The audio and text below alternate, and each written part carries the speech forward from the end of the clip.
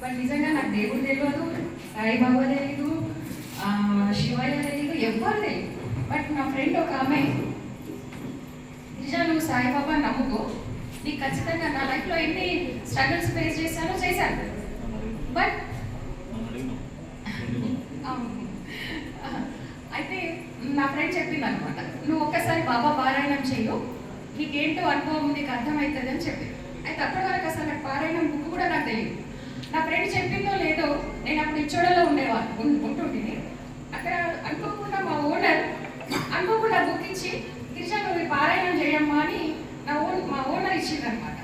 సరే అనేసి స్టార్ట్ చేసిన, దేవుడి దేవల బాబా దేవల స్టార్ట్ చేశాను. ఆ బుక్లో ఏముంటుందో కూడా నాకు తెలియదు. బట్ గురువారం స్టార్ట్ చేస్తాను అనుకున్నాను.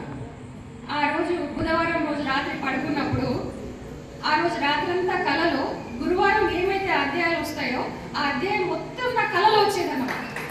ఫస్ట్ టైం అసలు నిజంగా చెప్తున్నాను, ప్రామిస్గా చెప్తున్నాను, ఆ బుక్లో ఏముంటుందో కూడా నాకు తెలియదు, అసలు బాబా ఎవరో కూడా నాకు తెలియదు. ఓకే, ఆ రోజు నేను షాక్ అయినాను. నేను అసలు గురువారం పారాయణం చేస్తాను, ఓకే గురువారం పడుకున్నాను. మళ్ళీ శుక్రవారం రోజు ఏ అధ్యాయాలు ఉంటాయో ఆ నెక్స్ట్ డే మళ్ళీ రాత్రంతా నాకు ఆ అధ్యాయాలన్నీ కళలు వచ్చాయి. అట్లా వారం రోజులు నిజంగానండి నా అద్భుతం అంటే అద్భుతం. ఆ రోజు నుంచి ఈ రోజు వరకు మా ఇంట్లో కూడా సేమ్ ఇలాంటి బాబా ఫోటోని ఉంటుంది, పెద్దది ఉంటుంది, విగ్రహం కూడా ఉంటుంది. ప్రతిరోజు నేను బయటకు వెళ్ళేటప్పుడు బాబా పాదాల దగ్గర, బాబా నేను స్కూల్కి వెళ్ళొస్తాను, మమ్మల్ని జాగ్రత్తగా ఉంచున్నాను, నా బిడ్డను జాగ్రత్తగా ఉంచు, నేను మంచిగా క్షేమంగా వెళ్ళాలి, క్షేమంగా లాభంగా ఇంటికి రావాలనేసి ప్రతిరోజు నేను బాబా చెప్పండి.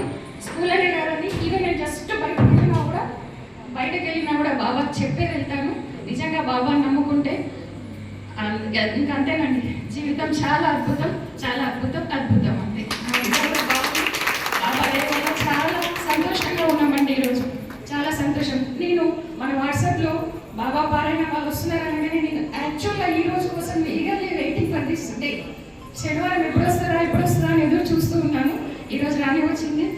చాలా థ్యాంక్స్ అండి, మీ అందరికీ కూడా చాలా ధన్యవాదాలు. ఓం సాయిరామ్, సాయిరామ్, సాయిరామ్.